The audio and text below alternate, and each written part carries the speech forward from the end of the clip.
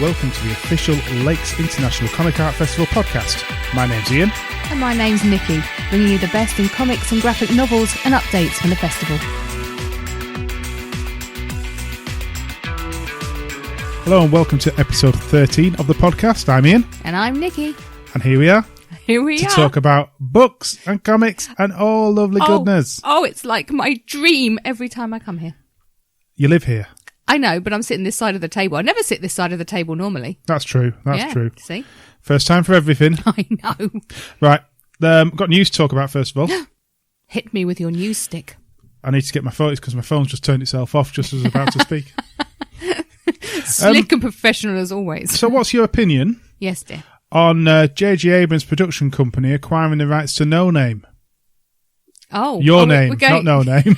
I was going to say, what's No Name? Your name. And I was like getting mixed up in my mind with No Face from Spiritual Way. Yeah.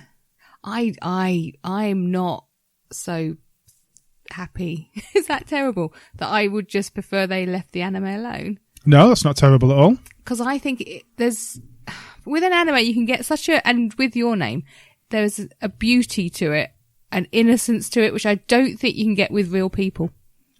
Right, okay. You can draw in innocence. It's there, but I don't know. It could be possible, but they've mucked up so many different people have mucked up so many,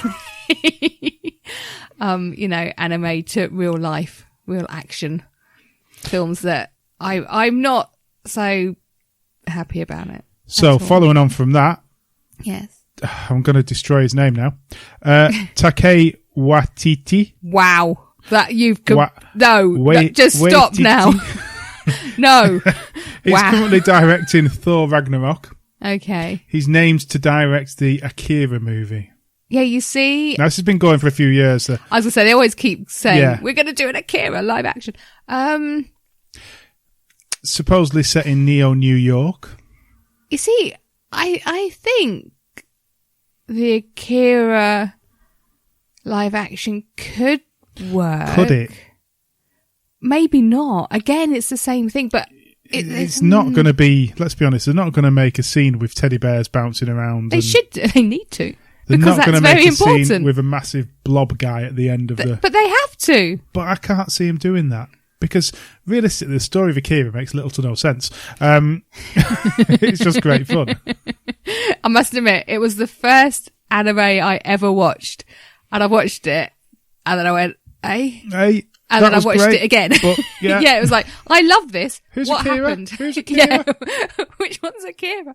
I watched it and then had to watch it again to try and figure out. And then I was I watched Paprika after that. And if anyone's watched that, then they know that that's completely off the wall. That's and in my the kitchen brain cupboard. melted. You've never watched that, have you? No. No, don't. So, yeah, we'll see. Again, the whole concern of whitewashing is in there and swapping Asian characters for white actors like Death Note did and numerous other films throughout it can work. They can put it in New York, was what we were talking about this, but they need to have the characters right. The city doesn't matter because Neo, New York, Neo, Tokyo. A post-apocalyptic type, futuristic It's city. the people that matter. That's easily done. It is the people. And I think because that character is drawn, that character is only that character. Yeah. He's got to look similar. And I don't think... And they do it with superhero movies. They're all similar looking to the characters in the comics, so it should be the same. Well, yeah. I know there's issues with the Hellboy movie that's now sorted out, but still. Yeah. I just think... I don't know. Maybe I'm just a bit purist on this. I don't know. I just think it's a struggle to cross over onto the live action because, like I said, they've done it so badly. The other thing is, does it need to be done? I understand remaking old films because old films don't have the effects and stuff, but animation didn't need effects. It was there created, and it doesn't need to be updated. No, and look at Batman films; they've improved so much because of the effects and so forth. And you can do so much more with animation. Exactly. So they didn't need to worry about time. You can get exactly what you mean over. So. Anyway, we'll see. We've got no say in it.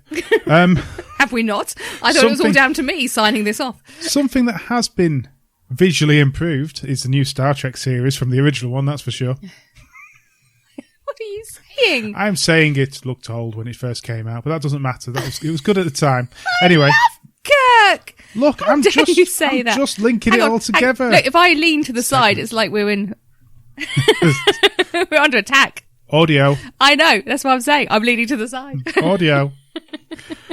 Star Trek Discovery's out. Yes. Which was I really enjoyed first 2 episodes. Yeah. What do you think? No, I really enjoyed it. And as a completely confirmed Trekkie, I was pleasantly surprised. Set 10 years before Star Trek, the original series, set in the old timeline. Prime timeline. Prime time. I do apologise.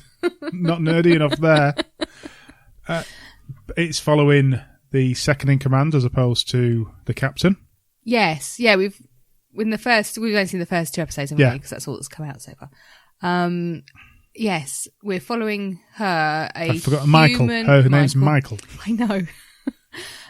She was brought up on Vulcan. Yeah. Well, probably not on Vulcan, but yeah, within the society of the Vulcans. Of Vulcans, yeah. So yes, it's interesting because she obviously then spans 2 species, type of thing. And it's like Spock, but the other side of Spock in a way. It's a bit odd. Yeah. No, you probably could draw similarities with Spock, actually, in some things. And then you put the impulsiveness of humanity into it as well. She trained with his father, though, didn't she, as well? Yes. So that and is quite interesting. They share a rather unique bond. I don't want to say too much because I don't want to spoil it if anyone hasn't seen it. No, the first 2 is sort of set it all up. Yeah, it was kind of like cram everything in to set up the actual series. It's like your pilot episode. Straight away, they bring the Klingons back for the warring nation. See, I'm not happy. That was the only thing that stuck with me was the look of the Klingons. Forget the looks, though, but the thought of just having... Because Klingons, throughout the eras, they've sort of softened a bit. They've become not as warlike, haven't they? Because they've joined forces in some ways and some not. Yeah, they're a bit slow on the uptake of peace. Whereas in this series, because it's pre-Kirk, there's still war. In fact, there's still an angry race. Well, they're a fractured race, more than they were in the later series. So, no, worth watching on Netflix. Absolutely. Sorry, you Americans. Oh, I know. You have to pay for it and then pay for it again. You have to pay for it through another service, whereas we all get it on Netflix and so forth. So they can binge watch the lot, though.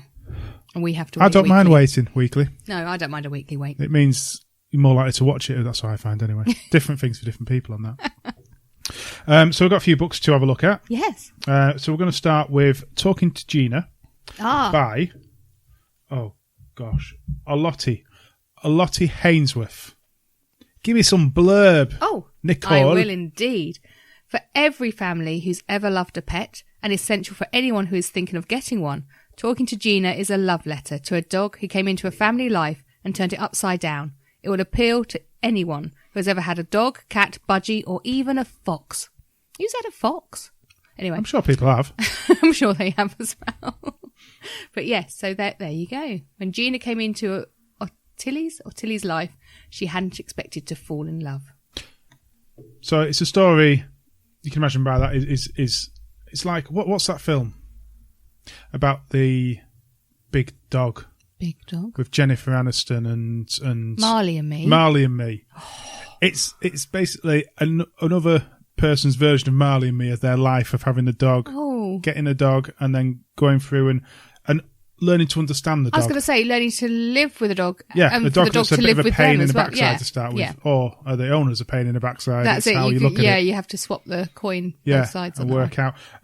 What this book said to me is that it's so easy if you've got the desire and the drive to create a comic, because it's not all laid out in set patterns of grids. It's not picture page, isn't it? It's been written in hand, the writing, as opposed to peach bubbles everywhere and focusing on where your text goes. So it sort of shows that anyone, you don't have to be computer literate, or not literate, that's the wrong word, but wow. I'm not trying to say it right, because he's not putting it down, but you don't have to be. You don't need all the latest. Have to scan it all in. Yeah, you don't need the latest gadgets and all the rest of it. You don't need to do that. You just if you've need got to the story and the ability, then plan, draw, and away you go. Yeah, and I think that's what makes this quite a special little book. So check that out. Talking to Gina, well worth looking at from Myriad, and it's a nice little book. I do. I like a little square book like that. We like that. Another comic we're looking at is one we've been sent. Victory Children.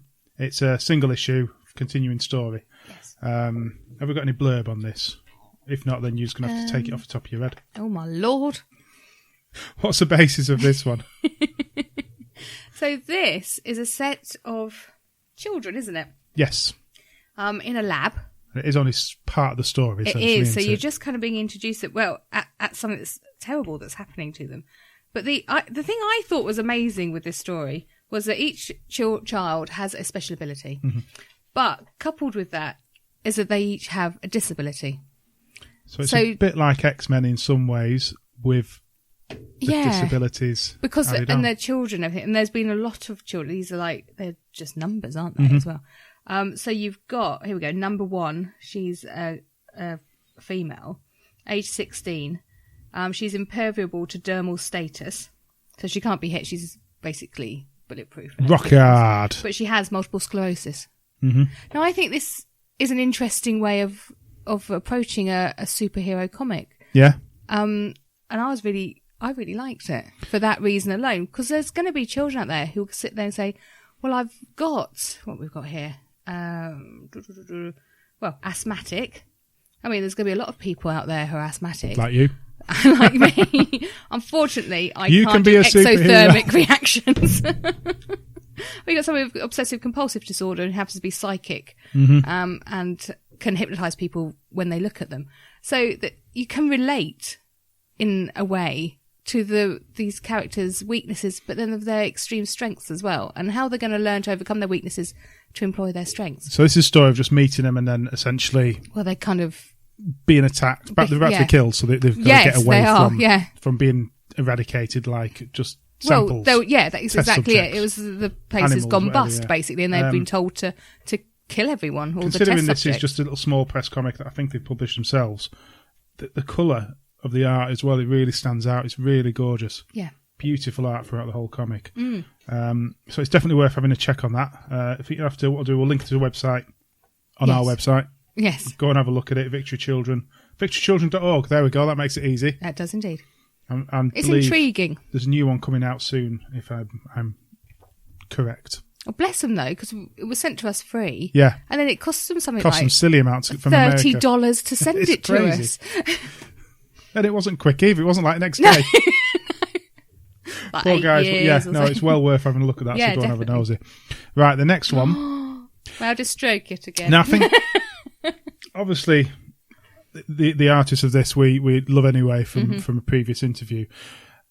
And Stephen, last interview, Nikki looked at me then like to say, oh, do you now? So you didn't get away with that.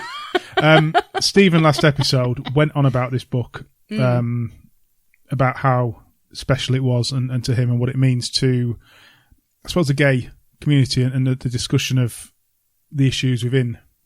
Okay. No? You're not feeling that? But that's how it felt. It certainly came across. Maybe. I just think it's a love story. Well, it is just a love story, but there's not enough love. Still at this day and age, love stories aren't generally looked at. No. In the gay side, it's always it's male and female. True. Yeah. You get a film that comes out like Brokeback Mountain, it's a one-off. Yeah. And it's up there, and then there's nothing else that comes out the same. So, so do you want to give us a bit of the bump? Actually, I haven't said what it is yet. It's Breaks. Emma Vicelli and Malin Ryden. Oh, here we go. I'm going to have to read part of a review at the back here. Deftly observed, exquisitely paced and beautifully rendered, Vicelli's and Ryden's Breaks drips with all the teenage awkwardness, schoolyard viciousness and feel-good humour the subject deserves. Should be required reading for all teens and frankly anyone, by which I mean everyone, who has ever struggled to understand what's in their own heart. Exceptional stuff. That actually sums it up quite well. So it was done as a webcomic, first of all, wasn't it? And they were giving out free, and now they've put it together in a published format. And I'm glad they did, because I struggle to sit and read.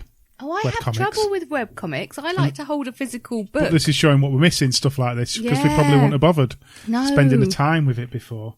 So it is... We're old-fashioned, that's what it is. We are old-fashioned. It is, as it says, just a love story between two guys who are very complicated in their own ways. They've all got their own backstory, haven't they? Yeah.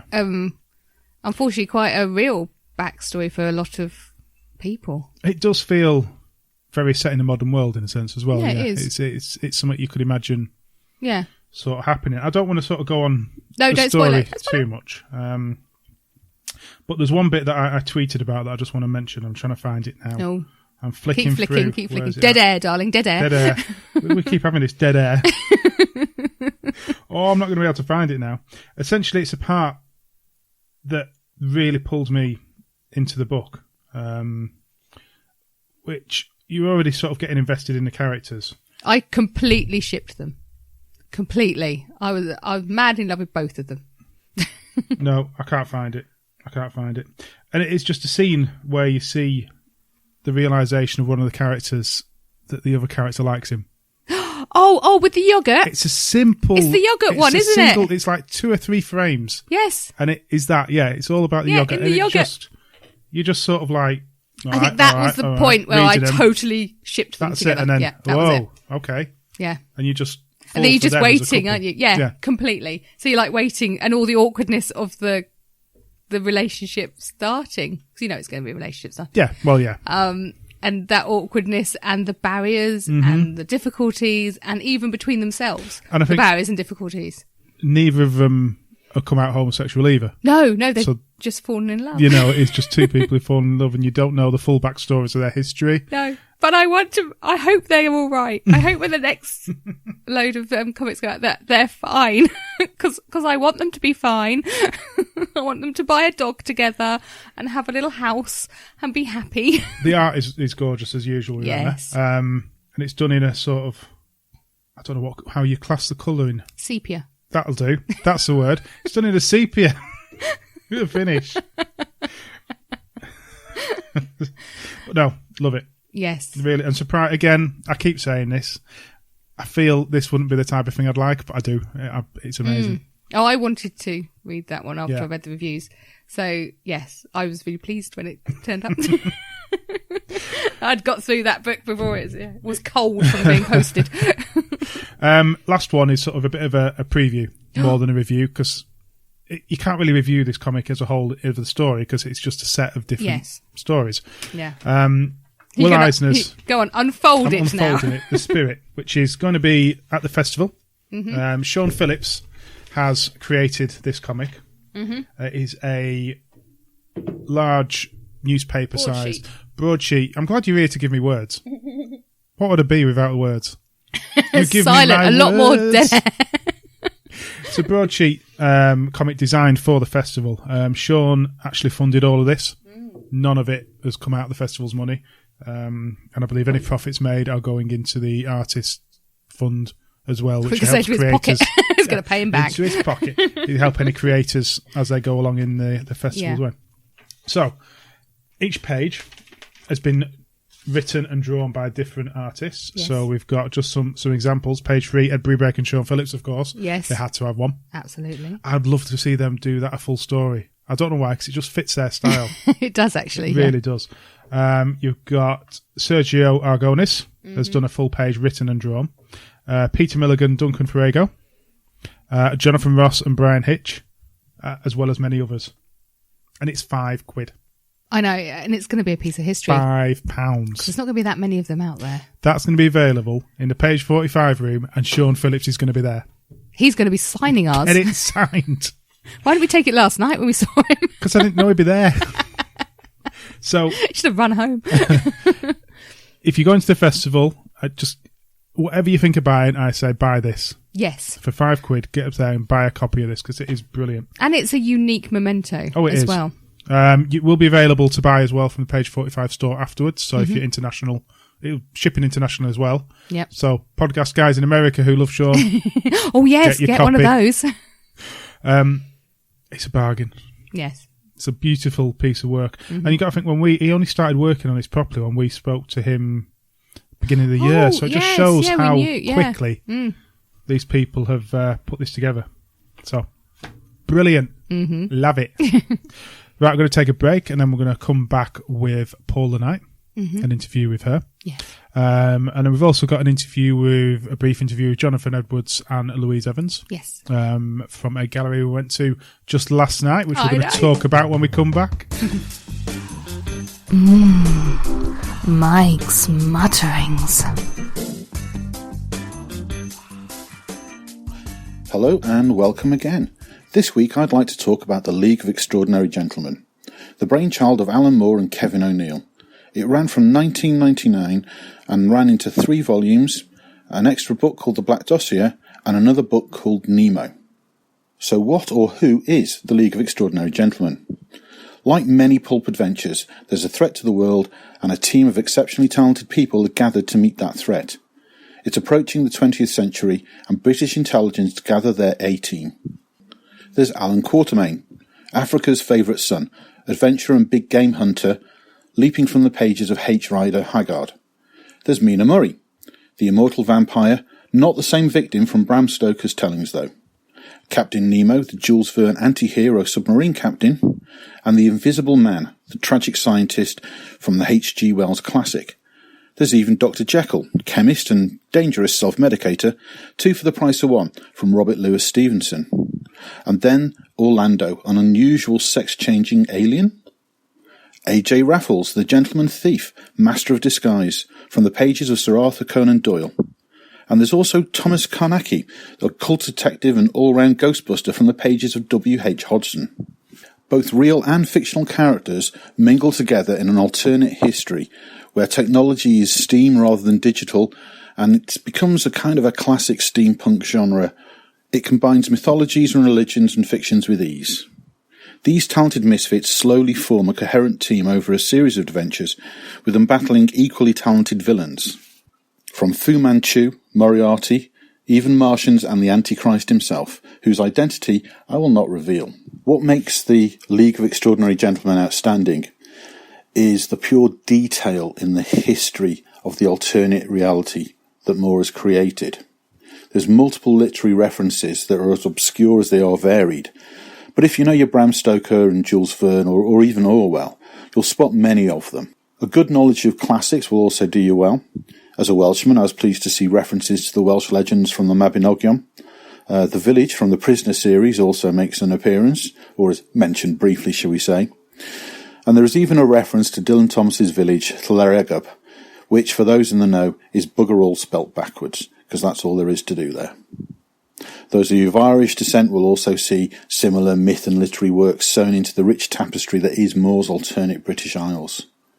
And each country and continent has its own treatment, with all its own myth and legend built into this alternate reality. It really is a detailed world history. But most of this is actually detailed separately to the main story. The separate volume, the Black Dossier, does most of this work for us, and is probably something that you'd only really delve into if you started to become obsessive, but most people do when they start getting into the League. And the League itself is not the first or indeed the last one to draw from the most exceptional ladies and gentlemen. Other leagues have included H.P. Lovecraft's Randolph Carter, Phileas Fogg, and even H.G. Wells' Dr. Alphonse Moreau, who left his island of freaks to participate in League adventures. The League of Extraordinary Gentlemen really is a mammoth journey to go on. It's a fantastic read. It's a proper good pulp adventure. And it's almost like Alan Moore is showing off. You can see just how much imagination this guy has, and he threw so much into this.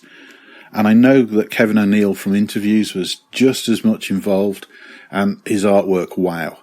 What can I say about Kevin O'Neill? I've said before how much I love it, but the detail in this artwork and what's in the background, you really do find yourself just rereading it just to find things in the background. There's a great little legend, and apparently it did come from an interview that actually had Moore and O'Neill present. And apparently some of the characters in the background were actually drawn as predecessors of the cast of EastEnders of the time.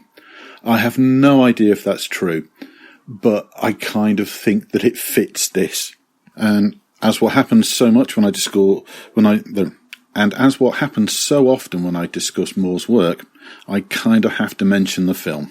The 2003 League of Extraordinary Gentlemen film was, for once, I can agree with Alan Moore, a bit of a travesty. It introduced 2 new characters, Dorian Gray and Tom Sawyer. Now, Dorian Gray does actually appear, if you look very closely, on a cover, but was never actually in the actual comic series, and Tom Sawyer was added purely to get the interest from the American audiences. Much of the visuals of the film were indeed very good for the time. The effects, but the story, it was too much of a mishmash. It just diverged so much from the actual intent of the comic series. It really wasn't agreeable. It's one of those things that once you've actually read the original series, you realise how far the film went wrong. Apparently, there is news that there is a reboot in works in the form of a TV series. Now, I might hold out some hope for this. A TV series would give characters longer to develop, would allow more complex storylines, and would definitely suit the League of Extraordinary Gentlemen better than a movie would. But I do feel it's one of the few times I'm ever going to say I don't think it's something that translates onto the screen. Hope you enjoyed this. Please do seek out the League of Extraordinary Gentlemen. If you haven't already, it's a cracking read.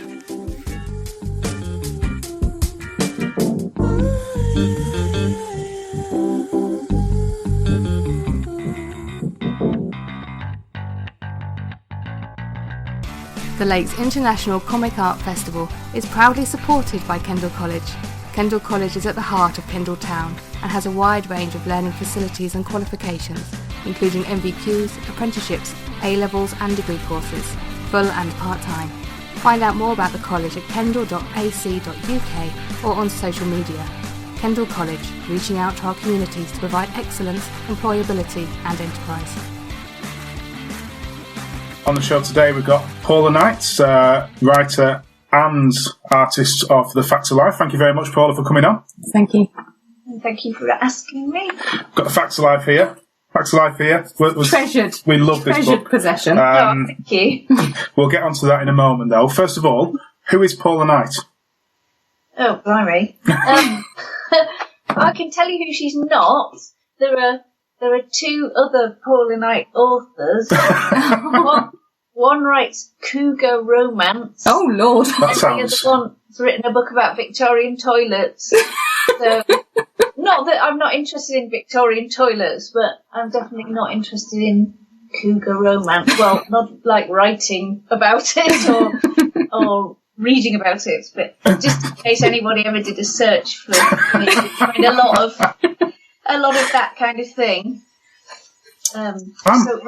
I'm going searching. Say who I am now as well. You're not going searching for that. Yeah, go on. Who are you? Give us a brief sentence that explains who you are. I was brought up in the northeast and then moved to Bristol to go to art school, and I've stayed here ever since then.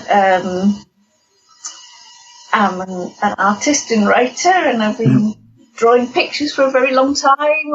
I like music, the great outdoors, wildlife. What else? It's starting to sound like a dating profile. Sense of humour. That's important, let's be honest. Yes. Well, I'll leave people listening to this to be the judge of that. What got you into art in the first place? Well, I don't know. I mean, I've just always drawn stuff. I mean, most children do, don't they, I guess? Mm-hmm. I don't know. I used to just draw over everything. I think my mum said that when I went to nursery school, they'd set out paper on all the tables to do sums on, and by the time the teacher had got back to the front, I'd have drawn all over mine. So, what got me into art? Did you go on to Bristol, is it college? Art college. Well, it was Bristol Poly at the time. It's now called UE, Bower Ashton, but it was kind of all sort of set aside on its own, so it was like a little art college, I suppose. I went there in 1988, did graphic design, specialised in illustration, and spent years trying to get into illustration. I think I started out by making handmade greetings cards and selling them on stalls, and that eventually led to getting published in the greetings card industry, and then getting published in. I did children's illustration for many years. As I did, I still do. and I did some writing courses and got more interested in writing. I did some children's writing courses, and so I've also written 3 children's books. Is it right? As well. One of them was read out on CBeebies, is it? Oh, that's right. Yeah, It Takes 2 to Twit to Woo. That's one. Yeah. Who about it? The only reason I knew about it was because my cousin has a young daughter now, and they were watching it together, and and it was on. Was it anyone famous who read the book though? I don't think. Well, I'd never heard of her. I can't remember what she's called now. She's. It's a she though. It's not David Tennant, love. Or Tom Hardy reading it. Unfortunately, nobody wildly famous like that I'd heard of. But I think everybody's a bit famous who reads that out. So she was just hoping for someone to look at. That's all. Before we go on to the facts of life, your first picture you ever got published.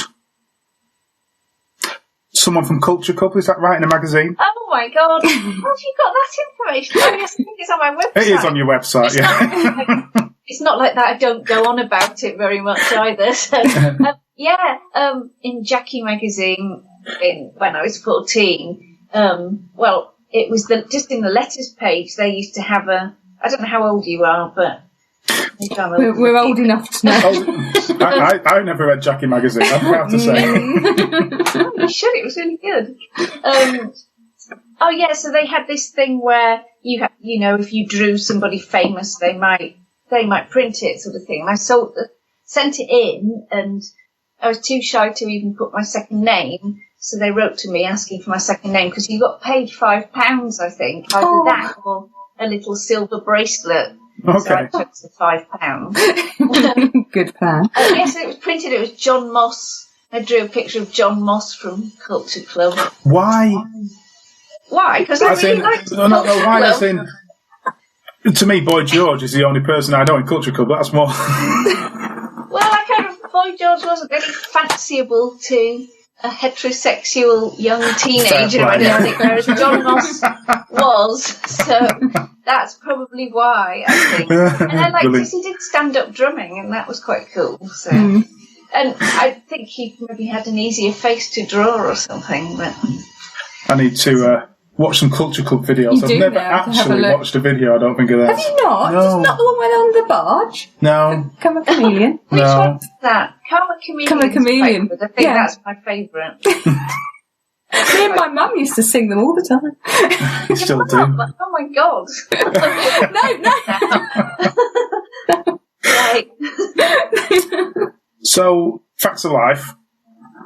I think I said in the review that I was quite shocked. I enjoyed this so much just by the fact being a masculine male. You look at this and you read the back and you think that's not going to interest Mel, and then it just pulls me in. Oh, I'm glad. It really did.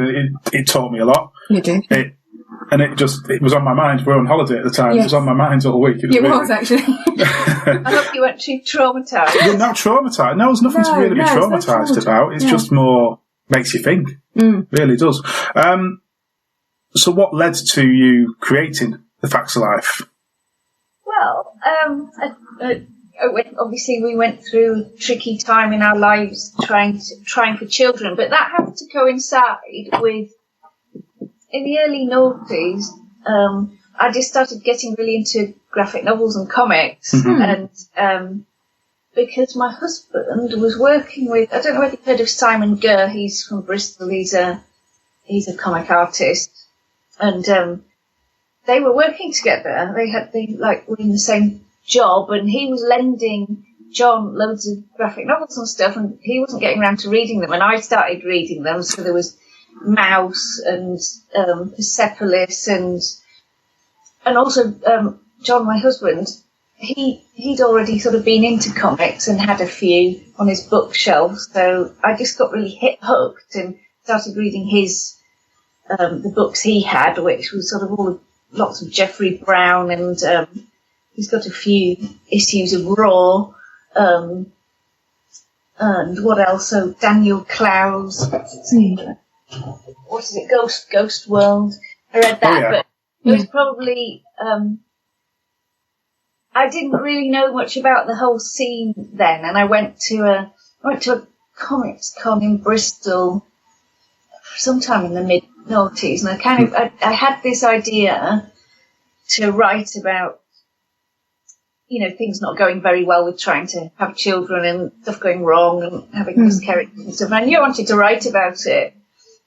And I'd got so into comics that I thought, oh, well, I can draw and I can write a bit now as well, so I could do that. And especially after I read Persepolis, because then I found out that Marjane Satrapi's the same age as me, and I just thought, oh, so middle-aged women do this, write about their lives in the medium of comics. I can definitely do this as well. So, but then I went to this sort of comics con, and I just felt a bit out of place, maybe a bit too old or too female or something. That's comic cons, yes. It's a different breed. It was a long time ago. I mean, I think, things are very different now, thank goodness. And there's a lot of, small press events. Oh, yeah. Well, I didn't really know about all that kind of thing. Maybe it hadn't really snowballed as much back then yet either.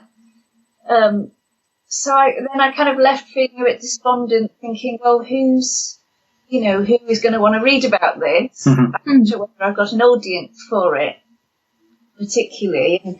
And the story wasn't really over anyway. It only really just started. Yeah. It goes back to childhood as well, but it wasn't really over until 2010.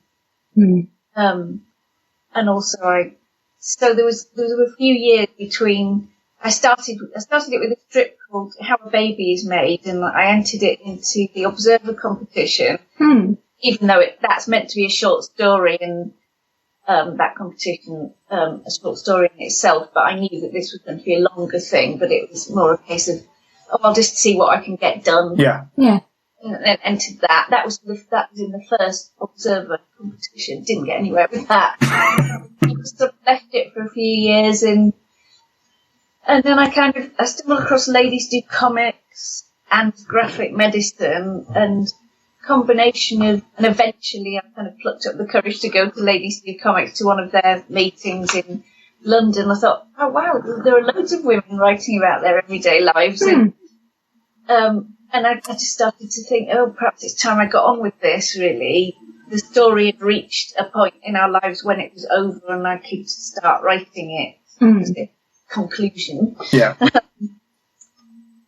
And then I entered Myriad's first graphic novel competition, and I got shortlisted in that. That was probably a year or so after starting to write my book. So obviously that gave me a huge impetus. Yeah. Yes. Oh yeah, definitely. Because I'd never got anywhere in any competition. Not that I entered loads of illustration. I did when I was first starting out in the 90s, but I generally didn't enter things. That was really encouraging. Then I just had to do it then. It was an imperative. There was no question. I was going to do it. And done with it. How did it feel while you were writing it, though? Did it bring things back, especially going into your childhood as well? Really gone away, to be honest. Well, yeah. It's sort of, but it wasn't, everybody asks if autobiography is cathartic, don't they? I don't think we're quite asking that, but no, I think because it took me such a long time and I worked on it over so many years in between the work, and it probably kept things, my general feeling now is that it kept things in the present for longer and in the forefront of my mind and my husband's, because he helped me a lot with it, with a lot of scanning and that kind of thing. So it probably kept things in the forefront for longer than might have otherwise been the case. Do you know what I mean? Yeah. You can sort of move on almost. Stage. I mean, it wasn't so. You can kind of turn off a little bit once you've got all the drawings sorted out and you know what's going where and you've written it, and then you're carrying out the artwork. Well, that's how I work.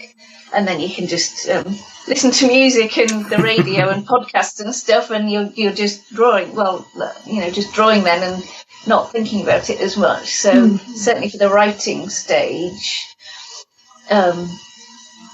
So it's not for everybody really. If writing about tricky circumstances in in life, I think. It did feel quite emotional at times. And So how long did it take you to complete it? Because it is a big book. It's not a small thing, that's for sure.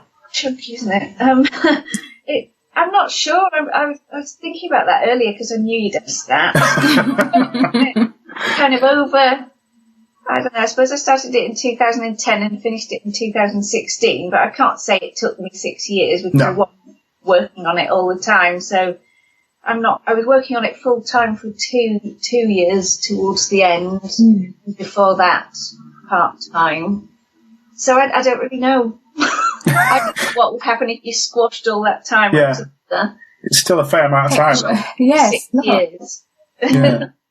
Yeah. So if you explain within the book as well, you suffered from ME.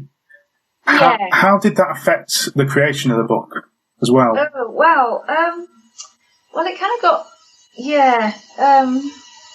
well, the book to start with was mostly about not having children and what had led to that, and I hadn't really considered what a big part ME had actually played in our decision to stop trying for children, and so that kind of happened while I was writing. I thought, actually, this is a huge part of it, and then unfortunately, while I was writing the book in 2015, it started to get worse again. So it was a bit of a slog the last kind of year and a half. And I had to have, at one point, I kind of had a bit of a crash and to stop work completely for 6 weeks. And also, I couldn't work all the hours on it because I really have to pace myself. So I cut off, I would never work after 8 o'clock in the evening, for example, and I tried to have plenty of breaks. And also, John, my husband, he agreed. I mean, he's a graphic designer as well, so he knows about digital stuff. So he agreed to do all my scanning for me. Yeah. That was part of my Arts Council grant. Well, so he was doing that. So I had a lot of help as well, and it still took that long. It's really, I was pretty shocked at how long it took, to be honest. But partly that is because, not necessarily because it's a long book, but it's because I have a chronic health condition as well, So it was a bit worrying the last year, really. After that particular crash, because I was just like, oh my God, I've got to get this finished somehow. And but I got better again, and it was fine. And then things got much worse again in March of this year, just after the book came out. So that's been it was just it's really bad timing because I've had to cancel quite a lot of events that were lined up to publicise the book. So doing something like this is ideal, really. It's a way of being at home and being able to talk about it. Yes, that's true. Have you been up to Kendal before? Yeah, I had a table the first year it happened. Shared a table with Ian Williams, the Bad Doctor, who's also, he had a book out he was also shortlisted in the Myriad's first graphic novel competition.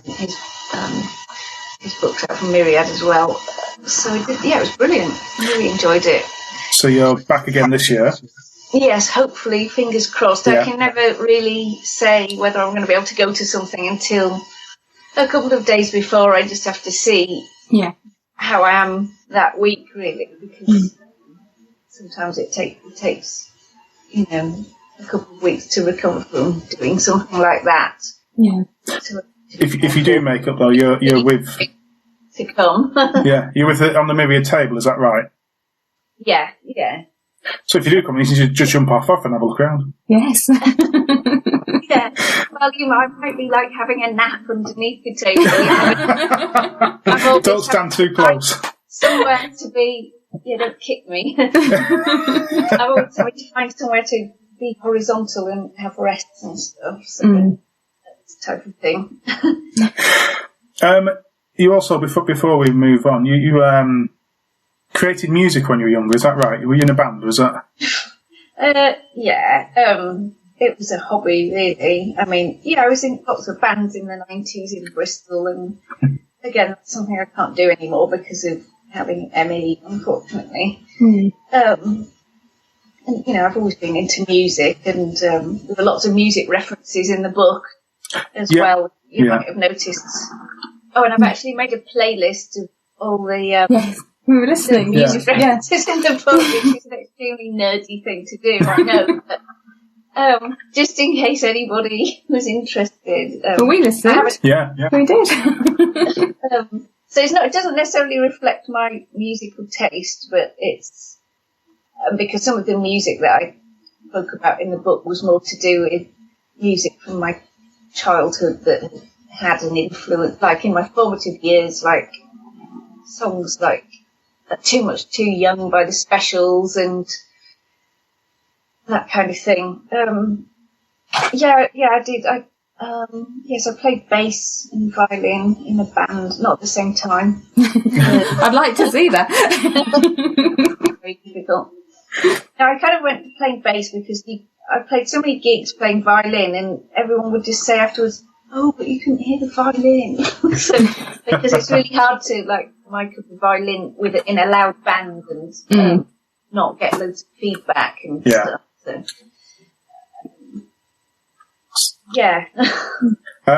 So, is this going to be your final comic, or are you planning another one? What's your plans now? Well, I've got loads of ideas, but that's kind of been scuppered by the illness for now because I'm unable to really work at the moment. So they're all just, I've got loads of stuff scribbled in sketchbooks, nothing very solid and whole, I haven't really got any whole book ideas or anything, but I've got lots of ideas for shorter comics, so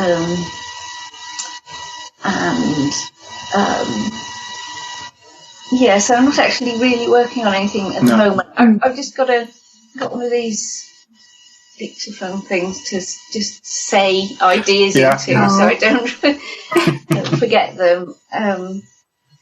But there's loads there waiting for when I can get started again. Well, seriously, I hope you do, because like I said at the beginning, this book is the way you wrote it and everything about it, the art as well especially, really pulled us both in. So, well, I think it should be in schools. I think it should be. I think children should be made to read it. I think it should be there on the curriculum. It's so important. This book, I really think it's so important for women. 13 so far that I've heard of, and she just said too much information about Auntie Paula. So I have a friend who actually, her work, she's an educational specialist and she's involved in working with PSHE Association, I think, and she's actually asked me if she could, I think she asked Myriad to get hold of a copy so that they could maybe use it in training, not actually use it in the curriculum, but something to do with training teachers who teach PSHE and SRE. Because there's quite a big call for, at the moment, there are people campaigning to get fertility taught as part of SRE and PSHE. Taught to both boys and girls. I think it ought to be, really. Yes. Because we didn't get taught anything like that. Well, no, that's it. You're not taught anything like that, and I think it's a hole in our education, and this book fills it completely. Oh, thank you. Well, good they did use it. I think there's probably a few risque parts that maybe might not be good for younger children, I think. So I think teenagers up. I don't think there's anything in there whatsoever. Yeah. Nothing in there whatsoever. Already, don't they? Well, they know more than we do. About. Yeah. Well, fingers crossed you make it to the festival this year. Yes. I think I will. Yeah. I'll try my best. And if you are, we'll definitely come over to the table and say hello. Oh yeah, do definitely. Yeah, no, we will. Definitely. Thank you very much for coming on, Paul. Well, thank you for having me. Room for one lawgiver, please. Judge Dredd. Or is it just Dread? Fancy seeing you here. Catwoman, You also here for the Comic Art Festival or a stint in the ISO cubes? Of course. I love to see my makers in action. Ah! Watch it, Greenie! Careful, Hulk.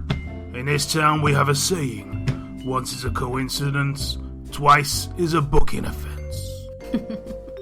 I think he booked the events on the website. Huh? comicartfestival.com. It's got all the perfect information about the event. Yeah, so's my fist. Druck, I'm out of here. Not standing around with those 4 tortoises that have just entered the building. Cowabunga, dude! Find out all about the Lakes International Comic Art Festival and booking information at www.comicartfestival.com.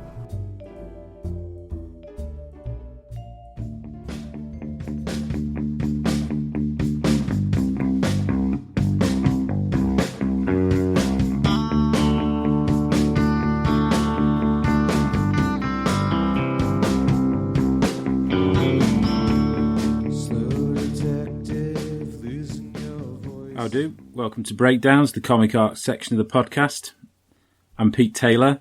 I'm a small press comics creator and illustrator. Online I trade as This Man, This Pete. And my favourite 3 things I've drawn since last episode are Batman and Robin sketch cover that I did at the Thought Bubble Festival in Leeds, Judge Death, and Squid Eye Guy. My favourite part of Copperopolis, the small press comic that we're currently kickstarting. If you're listening to this before October the 10th, search Copperopolis 3 at Kickstarter and see if you want to pledge. Back to my Jack Kirby profile this episode. If you remember, we'd left Jack just after he joined Timely Comics in 1940. Captain America 1 had just been a huge hit for the Joe Simon and Jack Kirby partnership. Timely publisher Martin Goodman seemed particularly keen to sign the team after they pitched Captain America to him. So much so that Goodman agreed to share 25% of the title's profits with the team. Sales were reportedly close to 500,000 copies, and it was Timely's highest ever selling title. It was so successful that a fan club was set up. Readers could join Captain America's Sentinels of Liberty for just 10 cents. Unfortunately for Simon and Kirby, none of those dimes were heading their way. Joe Simon got a tip-off from the Timely accountants that Goodman was not keeping his end of the bargain, and they were not receiving any money from the Captain America profit share. In late 1941, Simon and Kirby confronted Goodman, and he used the old Hollywood accounting story as the reason they weren't getting their due amount. Still used to this day by TV and movie companies, Hollywood accounting means that the businesses involved claim that after their production and running expenses are paid for, there just isn't any money left over to share. The team were not happy with this arrangement and started approaching other publishers on the quiet. National Comics were the industry leader at this time, soon to become DC Comics. Superman was still a smash hit, and his creators Jerry Siegel and Joe Shuster were at this stage very happy to be at National. Simon and Kirby worked out a deal with Jack Leibowitz, the co-owner, to supply National with 25 pages a month for $500 a week. However, as they were still under contract at Timely, the partners had to start moonlighting again. The work was produced in their lunch hour and after hours at their own studio. Now, do you remember the last episode ended with the introduction of Stan Lee into Kirby's life? Stan was an office boy at Timely and a relative of owner Martin Goodman's. He was either asked by the Simon and Kirby team to help them out, or he'd worked it out for himself and got involved. Either way, Stan joined in the surreptitious comic creation by gophering for the team. Unfortunately, Goodman found out about the secret deal, and after making them finish the latest issue of Captain America, he fired them. Some accounts report that Kirby blamed Stan for ratting them out and angrily swore to never work with him again. Simon and Kirby was still a hot property though, and went to work for National. Goodman, meanwhile, promoted the 19-year-old Lee to become editor-in-chief of the fast-expanding Timely comics. America entered World War II, and in early 1942, Jack and Joe's new concepts and characters start to appear from National. Their first is a reboot of Sandman in Adventure Comics, followed by the Newsboy Legion in Star Spangled Comics, and the Boy Commandos in Detective Comics. The Simon and Kirby team were guaranteed a minimum number of pages, something few other writers and artists of the time received. After marrying Roz Goldstein in May, Jack and Joe begin work on a solo Boy Commandos title. The kid gang genre, which Simon and Kirby had started with Young Allies at Timely, proved to be very popular. The last great hit of the Golden Age, Boy Commandos #1, goes on sale in November 1942 and reportedly remained one of the company's best sellers for years. An elite group of orphaned kids were forged into a commando team by Captain Rip Carter and fought on all fronts during the Second World War. The title lasted for 36 issues, and decades later, Joe Simon revealed that Leibowitz generously shared profits with the team during this period. Knowing the young men would soon be drafted, Leibowitz also hired the men to produce inventory material to tide the company over while the team fulfilled their military commitments. In May 1943, Jack formally changed his name to Jack Kirby. His wife Roz also changed her surname.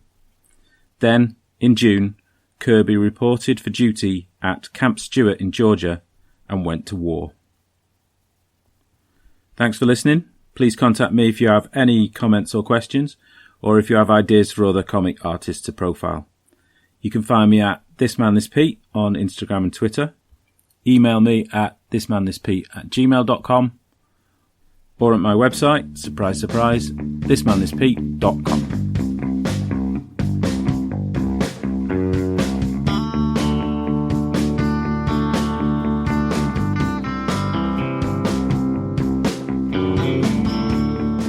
We're here at the opening of Archipelagogo, which I've just been told how to say. Thank you very much. With Jonathan Edwards and Louise Evans, aka the Felt Mistress. Thank you very much. So, how are you feeling?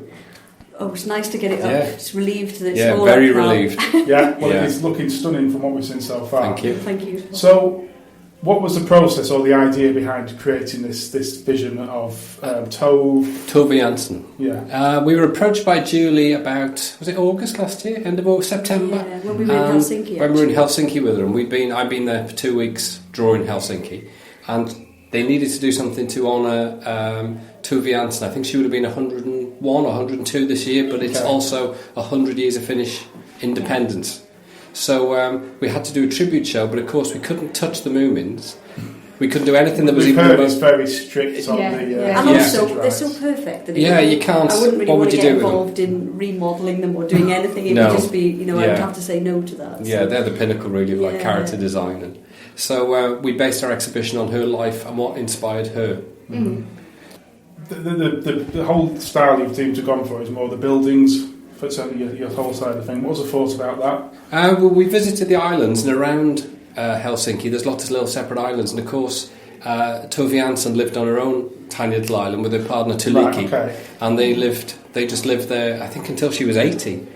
Right. Yeah. And there's an amazing photograph of the two of them sort of working together just outside their house. Okay. So obviously the islands and the architecture were a big part of it as well, so we just wanted to create the complete environment. So we did the characters, and we did the islands, and we've got a soundtrack as well. So I've noticed the characters. So obviously, Louise, you've created a lot of them within the felt style.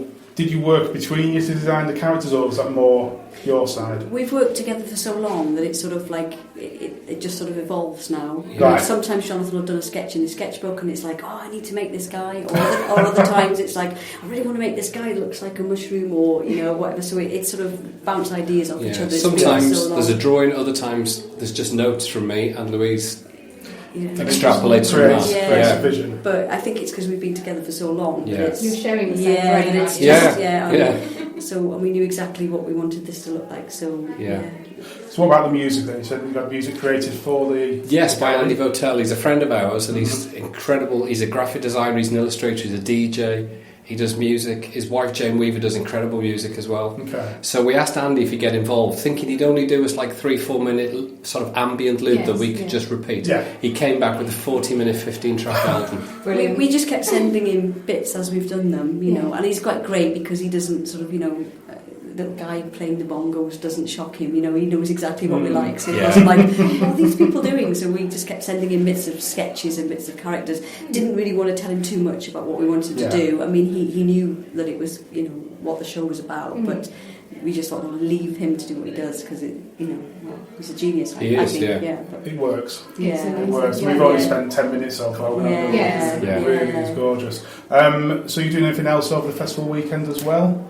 I'm actually quite free. That's nice. So that's quite nice. Good, yeah. I mean, I normally do workshops, but because of setting up the show, we didn't have time to plan it. So I think I'm helping with a workshop that's going on in the library. Right, yeah. I think that's a felt-making workshop. So I said I'll kindly go along and help with that. But, I mean, I've had no involvement in the planning, so it's quite nice. And I think you've got a... Yes, I'm with Sophia Janssen, is being interviewed on stage for Paul Gravett with... Tove Jansson's biographer. So while they're speaking, I'm doing a live painting as well.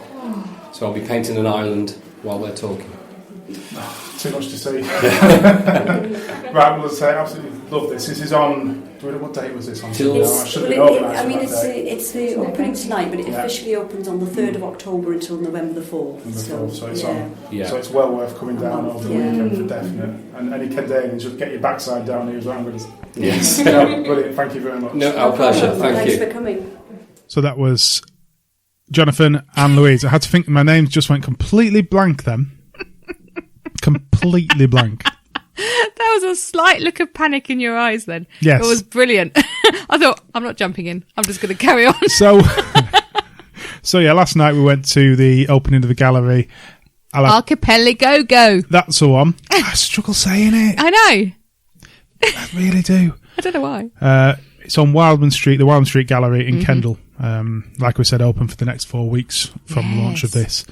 So, well, it depends if I go in there and nick everything. Well, yeah. So, what did you think?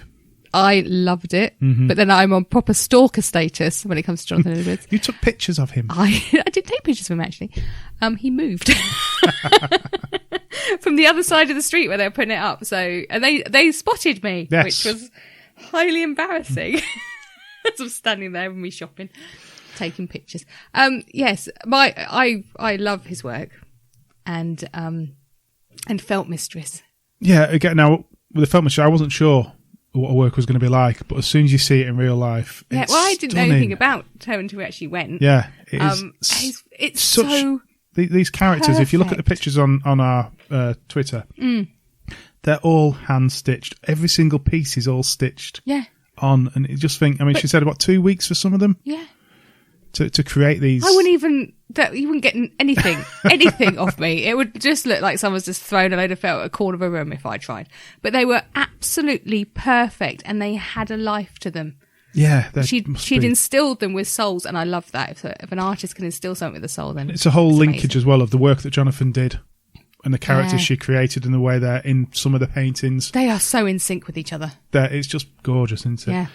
I don't know how we keep trying to talk about how to describe Jonathan's work, and it feels, when you look at it, if you strip it down, it's actually quite basic in some ways.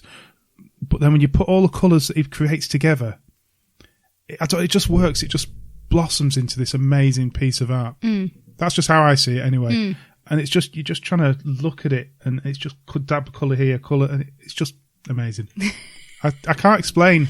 No one else. You know what I'm paints trying like to say? him. It is. It's so original. Yeah. And the style.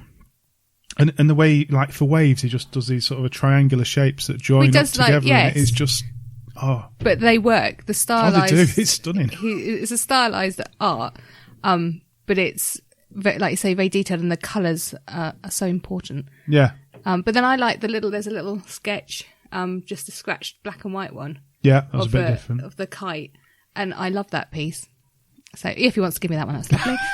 Or any of the others they've got. And any of the Felt Mistress's work, I will gladly have. We'll look after it in the house. I will absolutely look after it. The whole gallery as well, like explained in the interview, had the music playing that had been created for it. And I think I'd like to go back sometime, just us, without other people in it to get the sense of the music. I think that'd be Well, there'll be quiet times because it's on for so long and we only live down the road. Exactly. So we can just pop down. But the event was nice. Julie, the director, gave a little speech. Yeah. The guys gave a speech. There was Sean Phillips was there, like we said before. Dan Berry was there. John Freeman was there. It was a nice little crowd came to view the opening of it. Some vegetarian food. There was some lovely food. That quiche was lovely. So, Nikki, we were obviously chatting to some people. We had some PR people come and talk to us. Yeah. What did you find after what I explained to you afterwards after you've been chatting? Well, after I'd eaten the stuffed vine leaf. Yeah. Is that the one? After I was so I grin a lot, especially when I'm nervous, and I do a big teethy grin. And I had some vine leaf stuck in my teeth. I'm so mortified. They must have thought, who's let her out? What's this one that's just wandered in off the street? It's quite funny. I will never. At least it was only them and it wasn't like Sean or somebody. That would have just been worse. They probably saw, it was probably glowing on my teeth. Green. Right in the middle. Right in the middle. Anyway, it was a lovely evening. And if that exhibition is anything to go by as a start for the whole festival, then it's going to be something special overall. It's so beautiful. I'm going to have to go back. We're going to have to go back. We're going to have to many times. You could just spend hours just staring at Jonathan's pictures. Because, like I say, we were there for an hour or so, and we kept going around, didn't we? And you kept pointing out things. I didn't see that. Yeah. That first time. I didn't see that time. Well, you liked one of the pictures and then I showed you the little person. Yeah, that I didn't even see. Yeah. I was more looking at the colours and the mix of, which was like purples and... Yes, it was that one, yeah. It was beautiful. The dancers, that one, wasn't it? And also, the last thing, before we stop going about this, all the characters had little plaques with stories. Yes. About who they were or where they came from or what they do. And you just feel that needs to be a book of some form. It does need to be a book. Whether it is just a book, art with the character descriptions or whether it's a story itself, I don't know. Yeah. Because Jonathan does get those characters into his paintings looking like they do in the 3D model, so it could easily be done. We could have a mix, couldn't you, of photographs and... Yeah, you could do. Oh, stop! So yeah, go and see it. It really is as good as we're saying. The funniest thing we said when we walked in there last time we went into that gallery, we were almost crying when we came out. We were traumatised. The Black Dog exhibition. Oh, yes. Let's look at all these dead people from wars. Whereas this time, complete opposite. You're smiling as you walk out. Complete opposite. Yeah. Complete opposite. Pete's Kickstarter. It's doing all right. It is. As of today, there is 15 days to go. Today is the 1st of October. I know. The goal they're going for is £1,000. They're currently on 931, so not long to go. Let's hope they make it. If they're not, we'll have to chip in the last bit. We're already pledged. If anyone just wants to support the podcast, what I would ask you to do is go and put £3 down on this. £3. That gets you all 3 of their comics digitally. Or £5 if you want to. That gets you a physical version of the issue 3. But £3.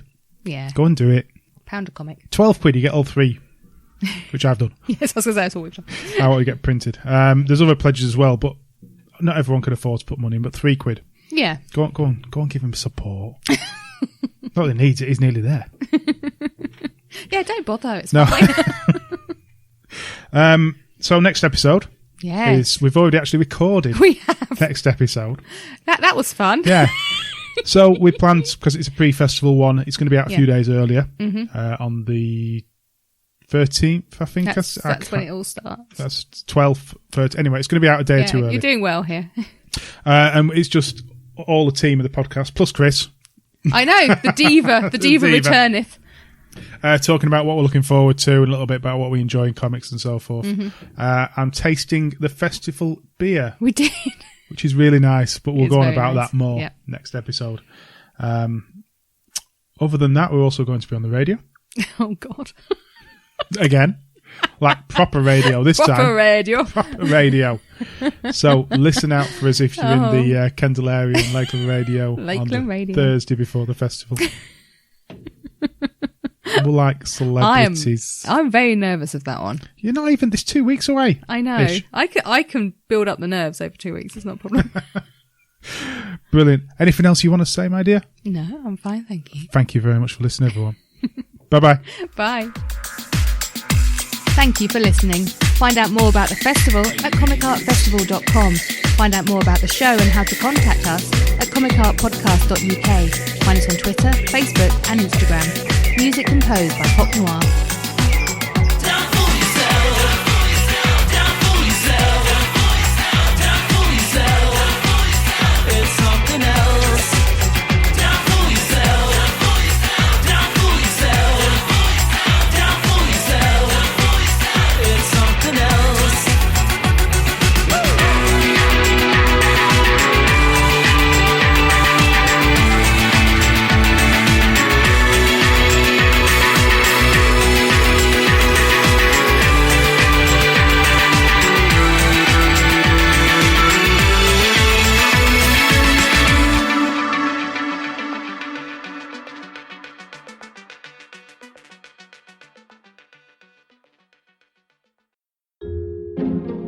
This podcast is part of Britpod Scene, an independent network of uniquely British podcasts that's always growing. Check out BritpodScene.com or Britpod Scene on Twitter to find out more.